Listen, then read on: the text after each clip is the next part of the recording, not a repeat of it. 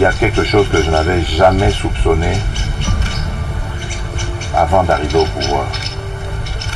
C'est l'ampleur de la corruption dans ce pays.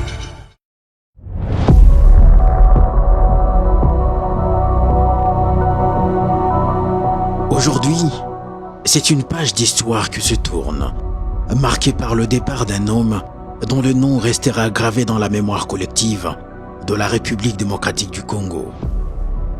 Jules Alingete Key, inspecteur général sortant de l'Inspection générale des finances, IGF.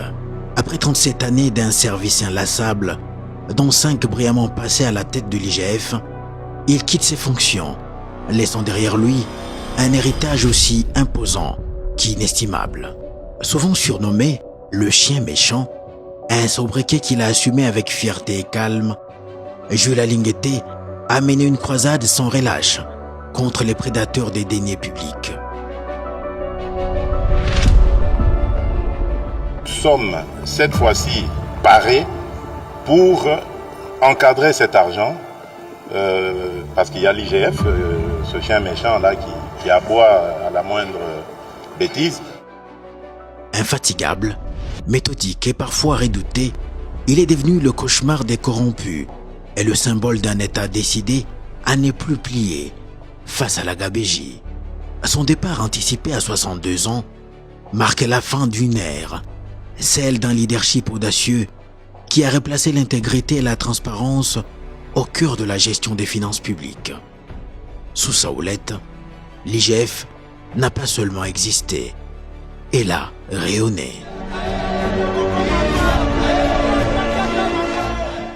Sous la direction de Jules Alingete, l'Inspection générale des finances a connu une transformation remarquable, marquée par des initiatives audacieuses et une détermination sans faille à combattre la corruption.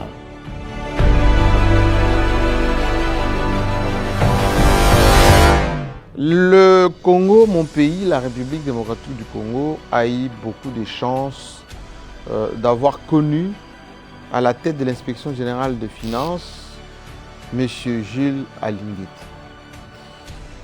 Moi, j'ai rencontré Jules Alingete dans des conditions assez particulières parce que, aussitôt nommé, j'avais beaucoup de scepticisme quant à sa personne et quant au service qu'il allait rendre au pays, et surtout de la manière dont il va gérer cette inspection, parce que ça coïncidait avec le changement de majorité. J'ai été avec lui et je peux vous dire que c'est un homme exceptionnel. Un homme d'une probité morale, un homme d'un professionnalisme exemplaire, un homme qui faisait ce travail d'abord pour le Congo, pas pour lui, pour le Congo, pour les générations futures. Il me le disait très souvent, ce que nous faisons aujourd'hui, c'est pour nos enfants demain, pour qu'on ne puisse pas léguer à la postérité un pays dégarni, mais un pays avec des infrastructures. Et aujourd'hui, je suis fier d'avoir connu ces messieurs en plein travail.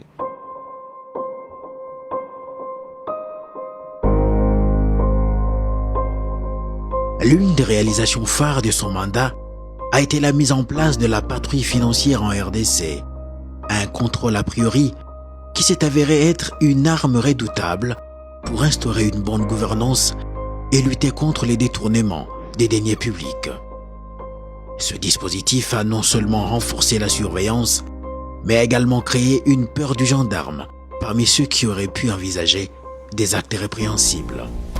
Dans le paysage économique de la République démocratique du Congo, l'histoire du contrat chinois constitue un exemple marquant de transformation grâce à l'action déterminée de Jules Alingete. Ce récit retrace le parcours de ce contrat, de ses débuts contestés à sa renégociation réussie, illustrant un tournant majeur pour le pays. Le contrat SICOMINE prévoyait un investissement de 3 milliards de dollars américains dans les infrastructures sur toute la durée du projet. Cependant, 15 ans plus tard, en 2023, seulement 822 millions de dollars avaient été réalisés. Ces fonds avaient été alloués à des routes, des hôpitaux et des terrains de jeux, mais le retard constaté était évident. En outre, une exonération totale des droits et taxes accordés par la loi de 2018, bien que favorable aux investissements étrangers, a privé le pays des ressources fiscales précieuses. La répartition du capital entre les parties était également déséquilibrée. 68% pour les Chinois et 32% pour la Gécamine, la société minière publique congolaise. Pour le barrage Sicomine, la répartition était encore plus inégale, avec 75% pour les Chinois, 15% pour Coman, une entité congolaise non identifiée, 7% pour la Gécamine et 3% pour la SNEL. Ce déséquilibre mettait en lumière l'urgence de renégocier un accord plus équitable. C'est dans ce contexte que Jules Alinguete et bien d'autres compatriotes ont pris les rênes de la renégociation, portés par une vision claire, offrir un contrat plus juste et bénéfique pour la RDC. Le résultat de cette renégociation formalisée sous l'avenant 5 a marqué un tournant décisif. L'engagement en infrastructure, resté à 1,8 milliard, ont été ramenés à 7 milliards de dollars sous le président Félix Tshisekedi, soit une augmentation de 5,2 milliards de dollars au profit de la RDC. Cette augmentation a permis de relancer des projets essentiels pour le développement du pays. En un an, les infrastructures clés ont été achevées. La route Kalambambouji, 180 millions de dollars investis pour relier des régions stratégiques. La rocade de Kinshasa pour améliorer la circulation dans la capitale. La route Mujimai-Moneditu-Kolwezi, 100 millions pour faciliter l'accès aux zones minières. Ce que Jules Alinguete va laisser dans la pensée collective est que tous les Congolais ne sont pas corrompus, que tous les dirigeants congolais ne sont pas corrompus, qu'il y a au sein de la grande administration, de la haute administration nationale, des Congolais qui sont professionnels, épris de justice, qui ne sont pas que pour leurs propres intérêts, et que il y avait en lui l'espoir qu'une autre génération, qu'une autre race de contrôleurs, de gestionnaires des finances publiques existe.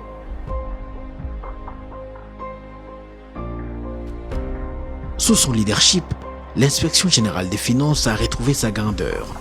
Jules Alinguete a œuvré pour sensibiliser la population sur les méfaits de la corruption, faisant de l'intégrité un sujet de préoccupation collective.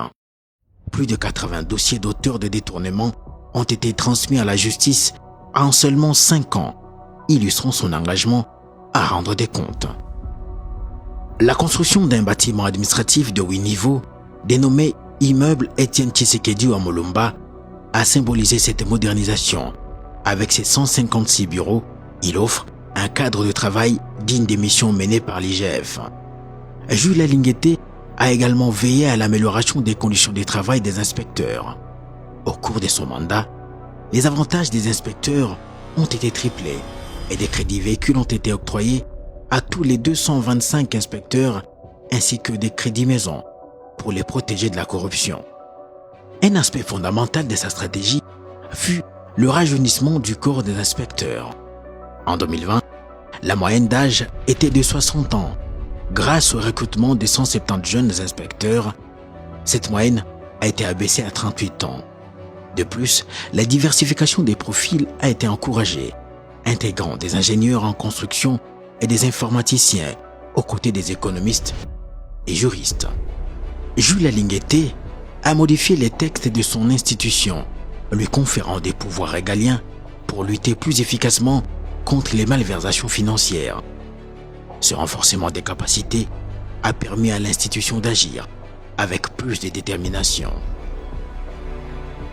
Jules Alinguete laisse derrière lui plusieurs projets d'envergure en cours, notamment la construction d'un parking capable d'accueillir 300 véhicules pour des inspecteurs et agents, ainsi qu'un centre médical visant à garantir le bien-être du personnel. En 2023, grâce à son pilotage rigoureux, l'institution a bloqué 1,5 milliard de dollars de dépenses irrégulières.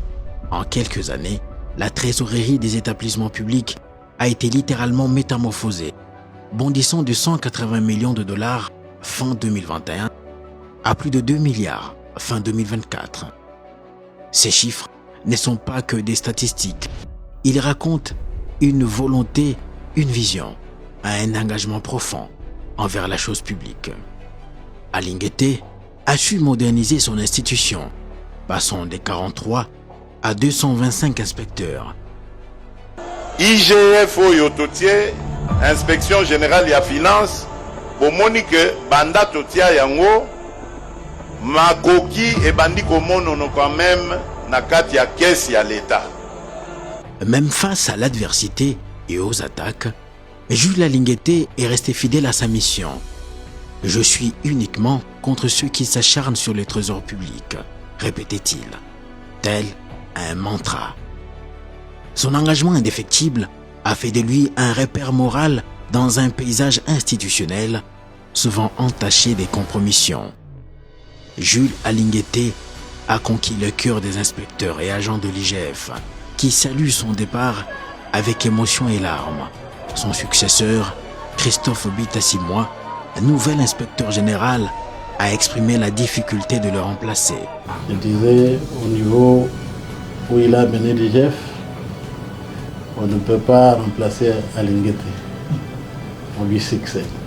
En cédant le témoin à Bitassimwa, Alinguété s'éloigne de la scène publique avec la fierté du devoir accompli. Son nom restera à jamais lié à une époque de réveil citoyen et d'exigence de justice financière, résonnant bien au-delà des murs de l'IGF. En 5 ans à la tête de l'inspection générale des finances, Jules Alinguété est devenu le personnage qui a incarné la politique de la lutte contre la corruption du président Félix Antoine Tshisekedi Tshilombo.